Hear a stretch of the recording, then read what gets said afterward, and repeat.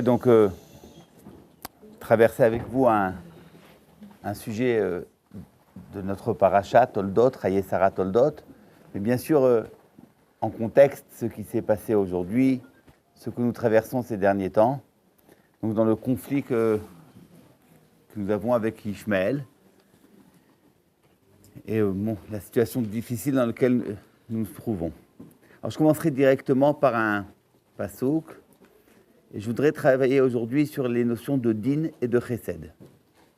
Din et chesed parce que nous sommes en plein aujourd'hui, nous avons reçu le din, mais alors le din comme il faut, dans toute sa rigueur. Et je pense qu'il est bon de repenser ce que signifie le din et comment nous devons l'aborder. Alors, nous avons un verset au début de la paracha de Toldot, et les Toldot, Yitzhak ben Avraham, Avraham au lit d'Yitzhak. Bon, redondance, on ne comprend pas vraiment pourquoi on a besoin de parler ici que Yitzhak, fils d'Avraham, et Avraham au lit d'Yitzhak, bien entendu. Si Yitzhak c'est le fils d'Avraham, c'est donc qu'Avraham c'est lui qui a donc enfanté Yitzhak, c'est pas possible autrement. Rashi ramène à ce propos un midrash. Et les Chachamim disent la chose suivante. Lorsque Yitzhak est né, il y avait des letzanim, des moqueurs. Des moqueurs qui disaient il est impossible que Yitzhak soit le fils d'Avraham. Parce que Yitzhak, Avraham et Sarah étaient âgés, donc Avraham étant âgé, il a vécu longtemps avec Sarah, ils n'ont pas eu d'enfants. Donc c'est impossible que Yitzhak soit le fils d'Avraham.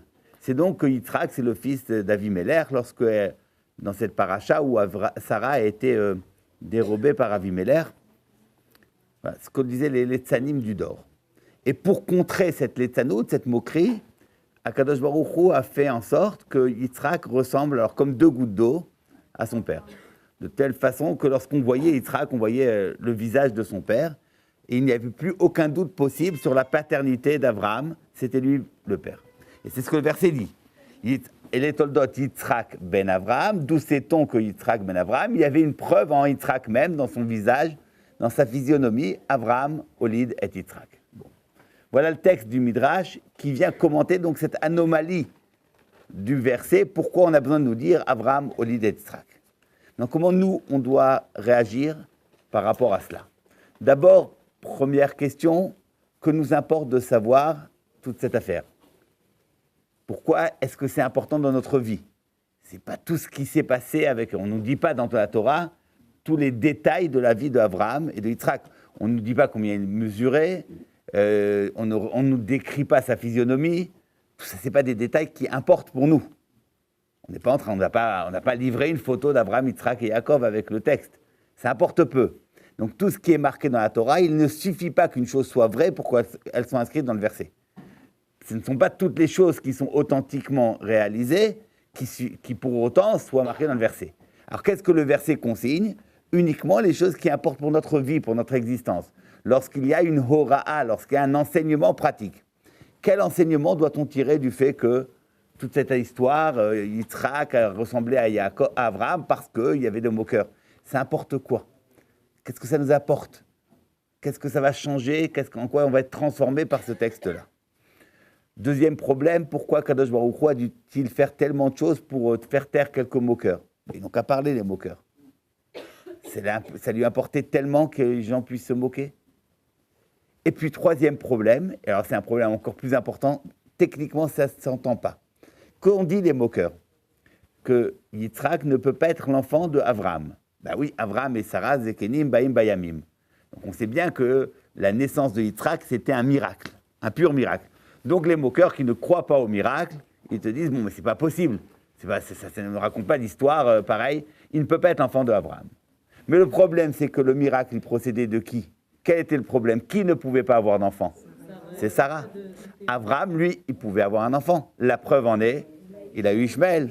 Donc le problème de la paternité, de la naissance de Yitzhak, ce n'était pas la paternité de Avraham, c'était Sarah. Or, il était évident que Yitzhak, c'était le fils de Sarah. À partir du moment où tu sais que Yitzhak est le fils de Sarah, donc tu sais qu'il y a eu un miracle. Alors qui dit pourquoi est-ce qu'Avraham ne pourrait pas être le père? Pourquoi les moqueurs se sont moqués? On dit c'est pas possible qu'il soit le fils d'Avraham. Ben pourquoi pas? Certes, c'est vrai que sa naissance est miraculeuse, sa naissance est prodigieuse, mais pas parce qu'il est le fils d'Abraham, parce qu'Abraham avait déjà Ishmaël. Ce qui est prodigieux, c'est que Sarah ait pu avoir un enfant. Or ça, la moquerie des moqueurs ne résout pas le problème. Ils sont bien obligés d'admettre et de constater qu'il y a eu miracle et Sarah a eu un enfant.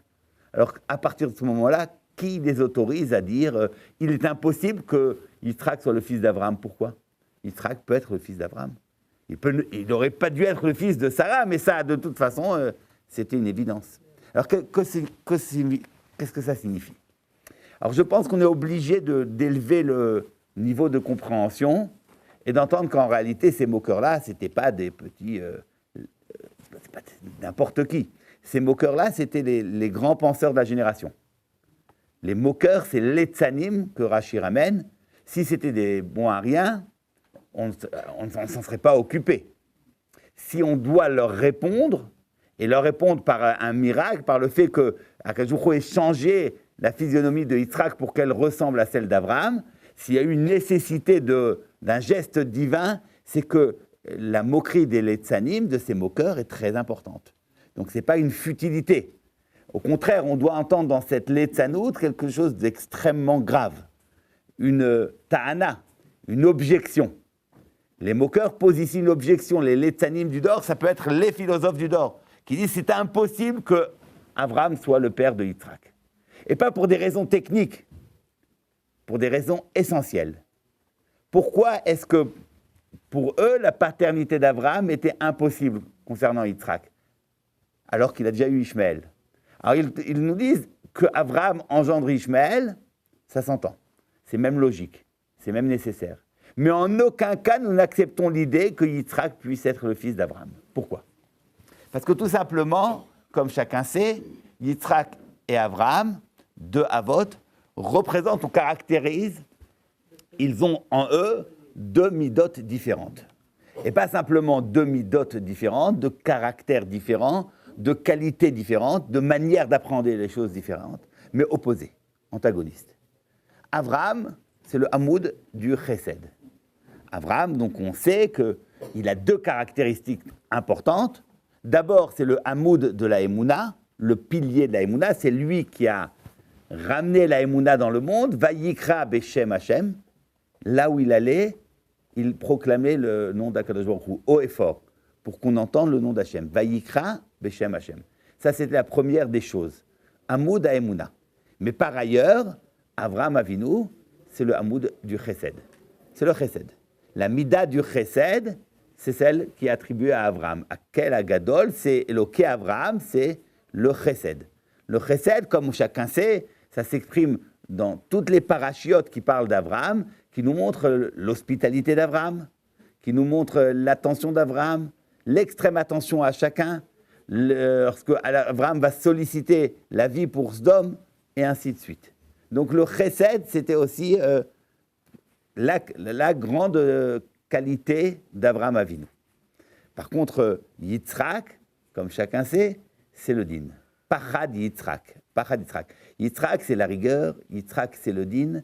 Yitzhak, c'est celui qui, de son vivant, déjà a vu sa mort, puisqu'il a été sacrifié.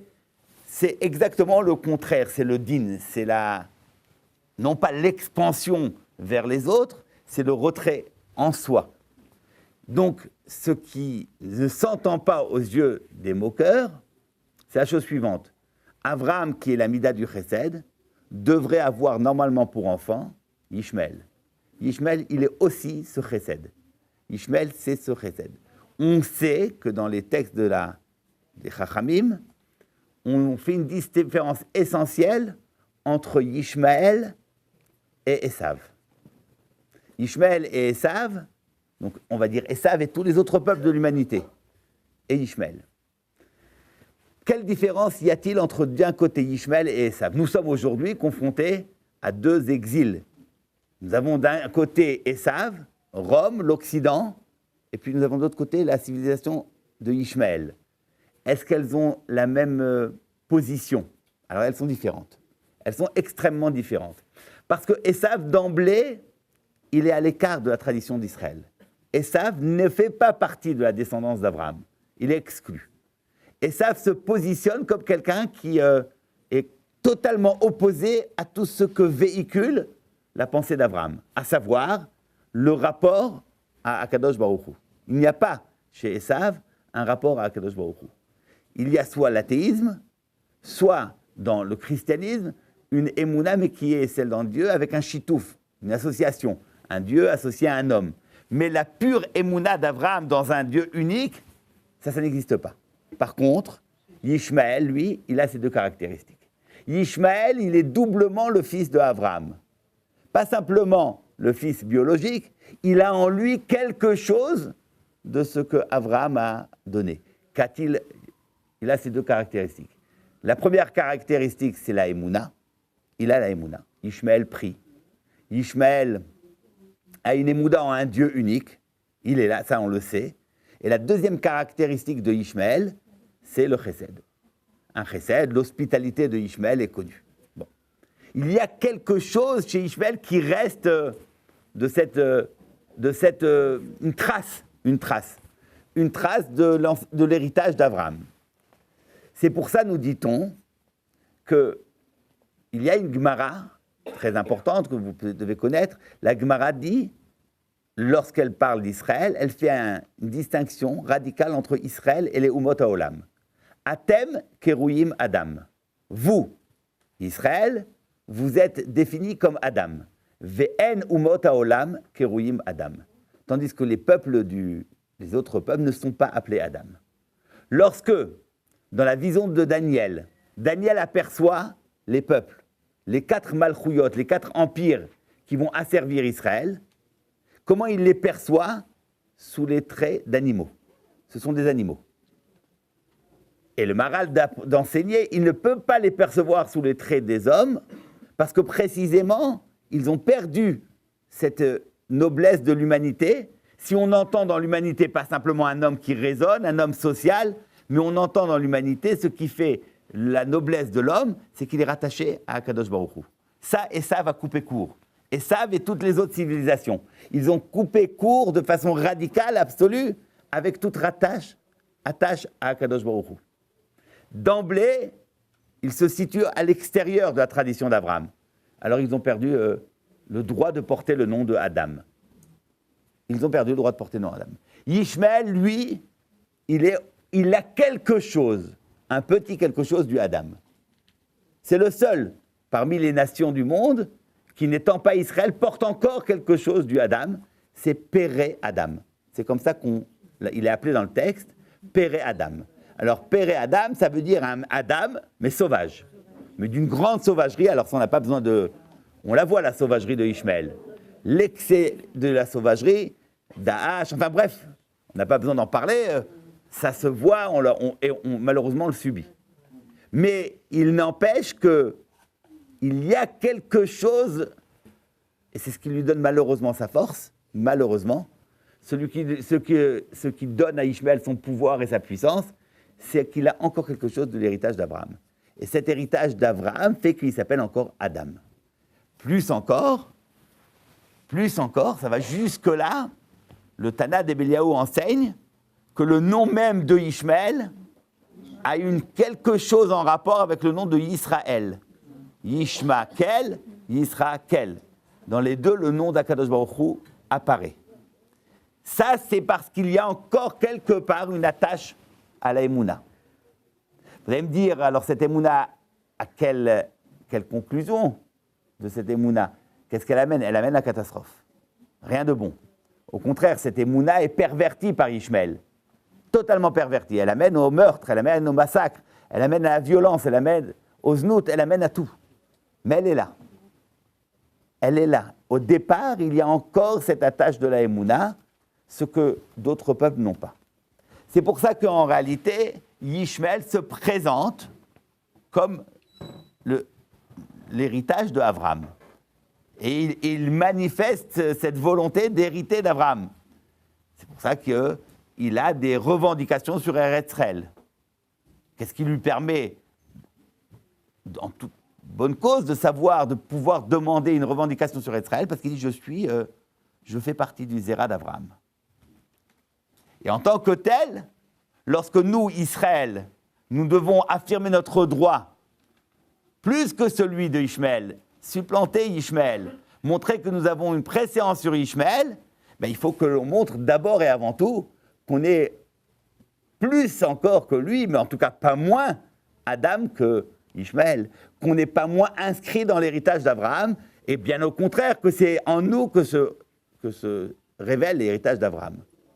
Chaque fois qu'il y a un problème avec Ishmaël, chaque fois que l'on est confronté à des situations difficiles qui procèdent de Ishmaël, en fait, on doit y entendre un appel, mais pressant.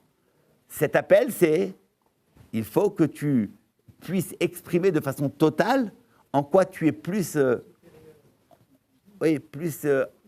inscrit dans l'héritage d'Abraham que Ishmaël. Donc ça exige de nous de redoubler d'efforts dans notre Emouna pour montrer que la Emouna, l'authentique Emouna d'Abraham, c'est nous qui la portons et que nous ne la pervertissons pas comme Ishmaël. Et ça exige de nous ce chesed. Alors, entendons bien comment ça se joue.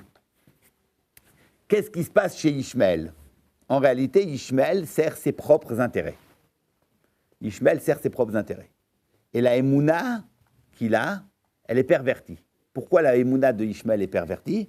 Tout simplement parce que Ishmaël utilise cette Emouna, utilise son rapport avec Akadosh Baruch Hu dans son propre intérêt. Il a un rapport utilitaire avec l'idée de la divinité. Il y a un Dieu qui existe, mais ce Dieu-là, je l'utilise. Je l'utilise pour réaliser ce que j'ai envie. La Emouna telle que Abraham l'enseigne, c'est une Emouna totalement différente. S'il y a une Emouna, qu'est-ce que la Emouna ? La Emouna, c'est en fait savoir que nous dépendons d'Akadosh Baruch Hu. C'est savoir aussi que Akadosh Baruch Hu, cette idée d'Akadosh Baruch Hu, c'est pas simplement une idée, c'est un être existant, c'est l'être existant par excellence, et que lui, le rapport qu'il a avec nous, c'est un rapport de chesed. De chesed.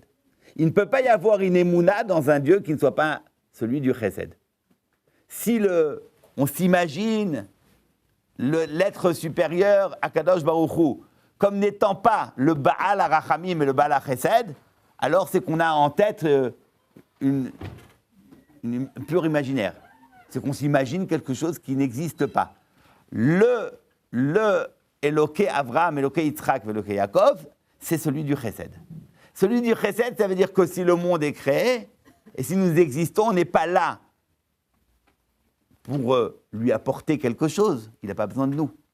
On est là parce qu'au contraire, c'est lui qui nous donne. Et qu'il nous donne sans limite. Et qu'il n'y a aucune limite à la gratification qu'Akadosh Baruch Hu veut nous donner. Et qu'il n'y a aucune limite au chesed qu'il nous propose. S'il y a limite, ça vient de nous. Que nous ne sommes pas capables de recevoir ce chesed. Que nous n'acceptons pas ce chesed. Mais lorsque l'on parle de lui, le chesed d'Akadosh Baruch Hu est total. C'est dur à dire aujourd'hui, lorsque l'on voit précisément des choses difficiles, mais il faut le savoir. Il n'empêche, quoi que nous passons, nous avons cette émouna ferme que le rapport qu'on a avec Hashem, c'est un rapport de Akadosh Baruch Hu qui est Baal HaRachamim, Baal HaChesed. Donc chez lui, il n'y a pas de limite. En aucun cas, il y aurait une position où, bon, je donne à l'homme, bon, mais pas trop, hein. Ça suffit, je pense que je lui ai donné déjà assez, ben, le reste qui se débrouille. Jamais, en aucun cas. Akadosh Baruch Hu veut du chesed, veut donner du chesed, et un chesed, c'est toujours sans limite. En aucun cas, il ne peut y avoir une perception de la divinité qui soit comme un être dur, tyrannique, méchant, chas v'shalom. Non, il n'y a que du chesed. Ça, c'est le propre de la émouna. Maintenant, cette émouna-là peut amener à des travers. Elle peut amener à des conséquences fâcheuses, néfastes.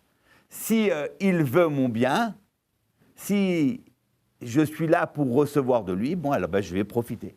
Je vais vraiment faire ce que je veux. Je vais être dans un chesed sans limite, et donc je vais pouvoir assouvir tous mes désirs, toutes mes volontés, sous prétexte que telle est la volonté divine. Ben, puisque je suis là parce que lui, il veut mon bien. Et puisque par définition, Akadosh Baruch Hu veut donner et répondre à tous mes désirs. Donc, quoi que je fasse, je serai encore dans dans la volonté divine. Ce qui permet la perversion la plus totale de la Emouna. Parce que Ishmaël a cette Emouna, et parce qu'il l'entend très mal, et parce qu'elle lui sert mal, il devient le pire des monstres. Il devient Péré Adam. C'est cette Emouna qui, au lieu de canaliser ses forces et d'en faire un Adam, eh ben cette Emouna, elle est retournée comme un élément dévastateur. Il dit, mais quoi que je fasse, je suis dans le bien. Parce que si je fais quelque chose, c'est que Dieu l'a voulu. Si Dieu l'a voulu, ben voilà, c'est bon. Et donc on justifie n'importe quelle horreur, et c'est ce qui se passe. C'est ce qui se passe. Ça, c'est la Emouna, ça procède d'une Emouna, mais elle est totalement pervertie à tel point qu'au bout du compte, cette Emouna est néfaste. Péré, Adam. Remarquez, Péré, c'est le qualificatif. Adam, c'est... D'abord, il est Adam avant d'être Péré. On aurait dû dire Adam Péré. On dit un homme grand, on ne dit pas un grand homme. Enfin bon. D'abord, on parle du sujet, après des qualificatifs. Ici, on nous dit Péré Adam, pour nous dire que cette sauvagerie de Ishmaël est tellement importante qu'en fait, elle éteint totalement tout ce qu'il peut avoir de noble dans l'adamicité d'Adam. Il a tout perdu. Péré, c'est sauvage. Sauvage. Au sens où ça va dans tous les sens. Dans tous les sens. Sans aucune limite. Sans aucune limite. Mais ça vient, il faut bien entendre, que la Emouna de Ishmaël, c'est elle qui l'autorise à faire tout ce qu'il désire. Ce qui importe, ce n'est pas tellement ce qui est marqué. Ce qui importe, c'est d'entendre comment nous percevons la civilisation de Ishmaël. C'est quelque chose qui est ambigu. Parce que d'un côté, elle est capable des pires horreurs, et de l'autre côté, elle prend sa source dans une certaine forme de Emouna. Donc il a quand même droit au titre de Adam. Mais c'est là où il faut faire attention que Adam, cette Emouna, peut être pervertie. Alors c'est pire encore que s'il n'y a pas cette Emouna, ça permet tous les maux. Et là, c'est ce que donc les Tzanim disent, impossible que Abraham olide et Yitzhak. Revenons à notre Rashi. Yitzhak, c'est le din. Yitzhak, c'est la rigueur. Yitzhak, c'est celui qui se limite, qui fait la volonté d'Akadosh Baruch Hu, qui toute sa vie fait extrêmement attention à ce qu'il ne fasse rien, il ne pense rien, il ne dise rien qui aille à l'encontre de la volonté d'Hachem. Où est le chesed divin ? Où est le chesed divin ? Les Tzanim disent, il n'y a pas de chesed. Donc le din, c'est l'antagoniste au chesed. Le din, c'est l'opposé du chesed. Impossible d'entendre que Abraham olide Yitzhak. Non pas parce qu'il y a des problèmes techniques, ils savent bien qu'il peut être le fils de Yitzhak, de Abraham. Mais ils disent non, c'est pas possible. Comment le chesed peut-il engendrer le din ? Comment une chose peut engendrer son contraire ? Alors qui est l'enfant de Abraham ? Ishmaël. Ça, c'est les Letzanout. Et pourquoi est-ce qu'ils sont des Letzanim ? Pourquoi est-ce qu'ils sont des moqueurs alors que nous voyons que ce sont des gens intelligents ? Letzan, c'est quelqu'un qui ne prend rien avec sérieux. Le Letzan, le moqueur, c'est quelqu'un qui n'entend pas qu'il y a des contraintes dans la vie, qui n'entend pas que la vie a des contraintes, que la vérité est contraignante, qu'il n'entend pas que les choses imposent des restrictions. Le Letzan, c'est celui qui est totalement sans limite. Le Letzan, il est à l'image de Ishmaël, qui est Metzachek, entièrement rire. Ishmaël, pourquoi est-ce qu'il a été exclu de l'héritage d'Abraham ? Alors le texte nous le dit, là, le pastouk nous le dit. Lorsque Sarah a vu Ishmaël Metzachek, elle a dit alors il ne peut pas avoir lieu, il ne peut pas être là. Parce que le tzrok de Ishmaël, un tzrok au présent, qui est Metzachek maintenant, être entièrement tzrok, c'est-à-dire ne pas accepter de sérieux dans la vie. Il n'y a rien de sérieux. Il n'y a aucune limite. Je fais ce que je veux. Cette volonté d'assouvir tous ses désirs, cette volonté de faire ce que l'on veut, ça, il la prend, il la puise avec toute l'autorité de la Emouna. Je suis la créature d'Akadosh Baruch Hu. Donc, il veut pour moi le maximum de bien. Donc, je me permets de faire ce que je veux. Ça, c'est la Letzanout. Ça, c'est la moquerie. La moquerie, pas au sens où je fais une blague au détriment d'autrui. La moquerie au sens profond où je n'accepte aucune contrainte. Aucune contrainte. Et ce refus de contrainte chez Ishmaël, il est puisé dans une perversion de la Emouna. Donc les Letzanim, une petite seconde, les Letzanim, qu'est-ce qu'ils font? Les Letzanim, ce sont précisément les élèves de Ishmael, qui comme Ishmael est Metzachek, il est tout rire, ces Letzanim aussi sont moqueries. Et ils vous disent, le chesed doit permettre à chacun de faire ce qu'il veut. En aucun cas, le chesed ne doit amener à une pachad Yitzhak. Et Akadosh Baruch Hu veut nous dire, pas du tout. Le chesed s'entend à travers le din. Si tu veux recevoir le din comme il faut, le chesed comme il faut, alors il faut que tu saches te positionner face à ce chesed. Si tu veux recevoir le chesed et que ce chesed ne te pervertisse pas, alors il faut savoir limiter. Il faut savoir entendre. Il faut savoir connaître ta position d'Akadosh Baruch Hu. Il y a un rapport différent. Nous sommes la créature, il est le créateur. Être dans le chesed d'Hachem, c'est précisément entendre ce que son ratson exige. Quel est le véritable ratson d'Akadosh Baruch Hu? Ce n'est pas dire ce que je veux, c'est ce qu'il veut. Ce n'est pas être mevatel retsono bifne retsonenu et dire il veut ce que moi, homme, je veux. C'est au contraire. C'est la peoula du din. Le din, c'est je suis mevatel mon ratson par rapport à son ratson à lui. Je n'ai plus de ratson propre. Mon ratson, c'est de réaliser le ratson divin. Mon désir, c'est de réaliser le désir divin. Ça, c'est ainsi que je suis capable de recevoir le chesed d'Hachem. Donc, ce que Akadosh Baruch Hu a montré dans cette transformation de la physionomie de Yitzhak, ce n'est pas quelque chose d'anodin. Et il ne s'agit pas d'une question simplement de généalogie. Il s'agit des questions essentielles dans l'existence de l'homme. Comment un homme qui a la Emouna et qui sait qu'il est là par chesed d'Akadosh Baruch Hu et que ce chesed d'Akadosh Baruch Hu l'accompagne à chaque instant, comment est-ce qu'on fait pour être en droit de recevoir de façon adéquate et non pervers le chesed d'Hachem? Comment est-ce qu'on va faire en sorte que ce chesed, quand on le reçoit, il ne nous transforme pas en quelqu'un de mauvais? Et qu'au contraire, plus on reçoit de chesed, et plus on s'attache à Kadosh Baruch Hu. Le chesed de Ishmael, c'est un chesed qui l'amène au znout. Le Midrash dit, 10 mesures de znout ont été données dans le monde. Les Arviim, Ishmael, on a pris 9. Le znout, qu'est-ce que c'est le znout? C'est ce chesed sans limite. C'est en fait un chesed, mais sans aucune structure, sans aucune limite, sans aucune définition. Ça, c'est Ishmael. Et d'ailleurs, dans la paracha des Harayot, lorsqu'on parle d'une relation interdite, alors la Torah dit, qui chesed hu. C'est interdit, un homme ne doit pas cohabiter avec sa sœur, qui chesed hu. Chesed, quel chesed? Chesed, c'est-à-dire que c'est une forme d'union où il y a tout le chesed possible, comme dans l'union d'un homme avec sa femme, tout le chesed y est marqué, mais là, il est perverti, sans limite. Sans limite. Alors, au lieu de recevoir le chesed d'Akadosh Baruch Hu, tel que Akadosh Baruch Hu veut que nous le recevions, on s'autorise de notre émouna pour pervertir tout cela. Ça, c'est Ishmael. Se tuer, c'est quoi? C'est mourir. On ne meurt jamais, on n'offre jamais quelque chose de... Si on est capable de mourir, c'est que on pense que l'idéal pour lequel on meurt est plus important encore que notre vie. Ça fait partie de leur émouna. Ça fait partie de leur émouna. Mais à nouveau, c'est perverti. Parce que quel est cet idéal qu'ils ont? Alors le Rambam, dans sa Higueret, dit, même leur Olam Haba, ils ont une idée d'une Olam Haba, mais même leur Olam Haba est entièrement matériel. C'est un Olam Haba de Znout. Mais ils ont cette capacité, dans ce qu'ils entendent eux comme Emouna, de donner d'une Messirut Nefesh. Et c'est pour ça que notre problème avec Ishmael est très grave. Pourquoi est-ce qu'il est excessivement grave, le conflit avec Ishmael? Parce que nous n'avons pas affaire avec des animaux, comme avec Esav. Avec Esav, nous avons affaire à des animaux sous forme humaine, mais qui n'ont plus rien à voir avec le Tselem Elohim.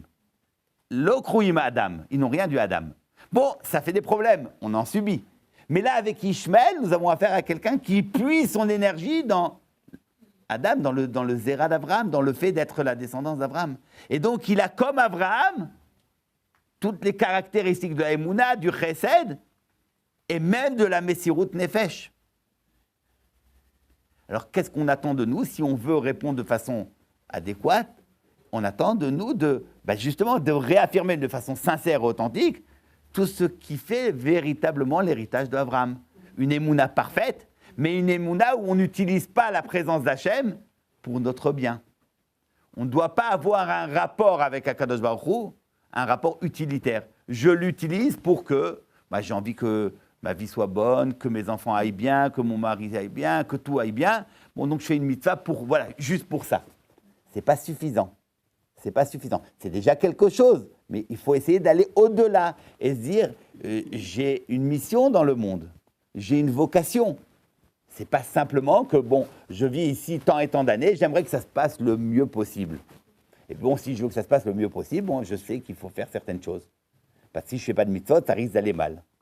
Ça, c'est pas s'inscrire, c'est encore un rapport, c'est perversion de la Emouna. C'est-à-dire qu'en fait, je prends un Kadosh Baruch Hu, je l'utilise pour mes intérêts personnels. Ça, c'est déjà s'inscrire quelque part dans une optique qui est mauvaise, qui est celle de Ishmaël. C'est oublier le din. Dans le din, c'est dire que, j'existe, j'ai affaire, je suis là, mais je suis là pour quelque chose qui me dépasse. J'ai une mission, j'ai une vocation. Alors, ça veut dire que je suis là pour autrui. Ça veut dire que je suis là pour quelque chose de plus grand que moi. Et donc, je dois œuvrer. Je dois œuvrer pour mon mari, pour mes enfants, pour mes proches, et puis essayer d'élargir de plus en plus le cercle de ma responsabilité. Et entendre que j'ai une responsabilité. Que si aujourd'hui, je suis capable de progresser dans quelques mitzvahs que je fasse, c'est transformer le monde entier. Et que par vagues successives, je peux, à travers cet effort que je fais, avoir une influence qui dépasse l'entendement. Ça, c'est quelqu'un qui, pétri du chesed d'Akadosh Baruch Hu infini, il entend ce chesed à travers le din de Yitzhak. Mais le din de Yitzhak n'est pas la finalité. Le din que Yitzhak donne, c'est en fait une manière de recevoir le chesed. Et ça, c'est l'autre versant des choses que je veux dire, toujours dans cette intrication du chesed et du din. En aucun cas, nous avons pensé que le din est une finalité. En aucun cas. Même lorsqu'il y a midat hadin dans le monde et qu'on subit alors, de façon violente des choses terribles, il faut comprendre que le din n'est jamais une finalité. Ce n'est pas que Akadosh Baruch Hu maintenant juge. Vous avez fait des fautes, je vous juge, point. Non. Le din, ce n'est pas une finalité. La finalité, c'est le chesed. Ce que Akadosh Baruch Hu cherche toujours à travers ça, c'est de nous donner un maximum. Certaines fois, malheureusement, lorsqu'il y a un recul de la part des hommes, ce chesed doit passer par un din. Mais tout comme un père qui châtie ses enfants, on entend bien que dans le fait de châtier ses enfants, dans la punition qu'il leur donne, il n'y trouve pas une finalité. La finalité, c'est l'au-delà de cette punition. C'est d'entendre que comment l'enfant va pouvoir aller au-delà et surmonter et pour pouvoir recevoir le maximum de bonté de ses parents. Ça passe des fois par un din, mais le din n'est jamais l'étape finale. C'est la même chose qui se passe. Akadosh Baruch Hu, dans le din qu'il donne, c'est pas que il y a des moments où vous avez raté l'examen, vous avez raté l'épreuve, c'est fini. C'est jamais fini. C'est toujours en vue d'un chesed qui sera plus grand. Donc on doit entendre, même dans les moments les plus difficiles, le chesed qui reste omniprésent, toujours, toujours.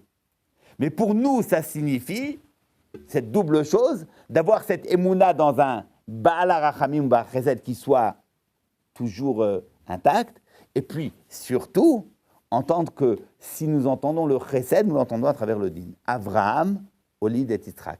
Et le chesed d'Akadosh Baruch Hu doit s'inscrire chez nous les hommes à travers un din. Un din, c'est-à-dire une limitation, accepter de se soumettre au Ratzon d'Hachem. C'est-à-dire accepter en fait d'entendre qu'il y a beaucoup plus dans notre vie que le simple fait de vivre et d'avoir une vie heureuse ici. Et que notre vie est chargée d'une responsabilité, mais à une responsabilité qui nous dépasse, à un niveau tel qu'on n'arrive même pas à le concevoir. C'est ça la responsabilité de chacun. Une responsabilité, alors le cercle de la responsabilité, il faut l'élargir au maximum. Il y a celui qui est capable de sentir une responsabilité pour sa famille, alors la cellule familiale la plus stricte. Et puis, on peut élargir. Et puis, il y a des gens qui ne sont pas nécessairement les Gdolé Israël, mais des gens qui vivent avec ce sentiment.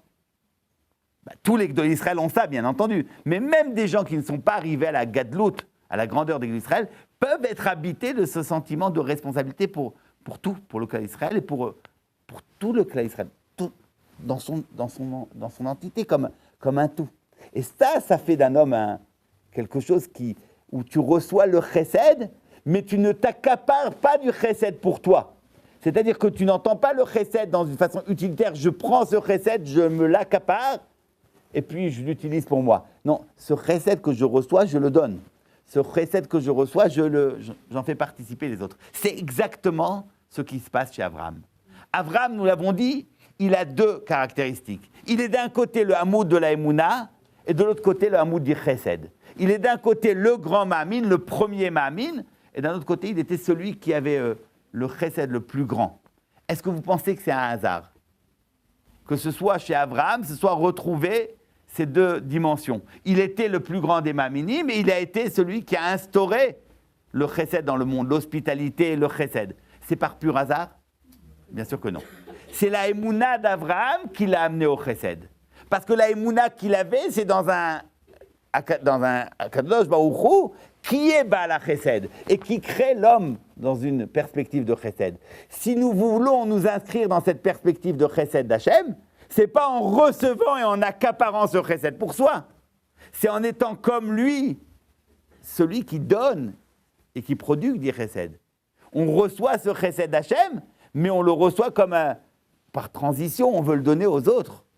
On veut être le canal par lequel passe le chesed d'Hachem.